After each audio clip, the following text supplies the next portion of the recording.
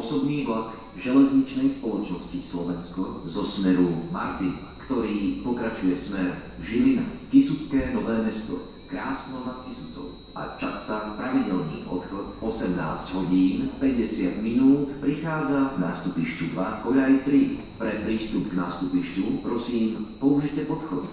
Osobný vlak železničnej spoločnosti Slovensko zo smeru Martin, ktorý pokračuje smer Žilina, Kysucké Nové Mesto, Krásno nad Kysucou a Čadca pravidelný odchod 18 hodín 50 minút prichádza k nástupišťu 2 koľaj 3. Pre prístup k nástupišťu prosím použite podchod.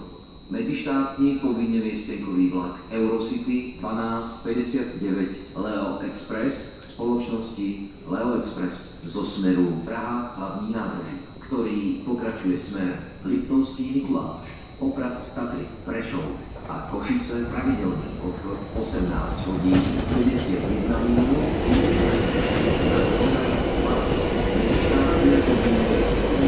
Eurocity 1259 Leo Express spoločnosti Leo Express zo smeru Praha hlavní nádraží, ktorý pokračuje smer Ružomberok, Liptovský Mikuláš, Štrba, Poprad Tatry, Spišská Nová Ves, Prešov a Košice pravidelný odchod 18 hodín 51 minút príde k nástupišťu 1 koľaj 2. Leo Express spoločnosti Leo Express zo smeru Praha hlavní nádraží, ktorý pokračuje smer Liptovský Mikuláš, Poprad Tatry, Prešov a Košice pravidelný odchod 18 hodín 51 minút prichádza k nástupišťu 1 koľaj 2.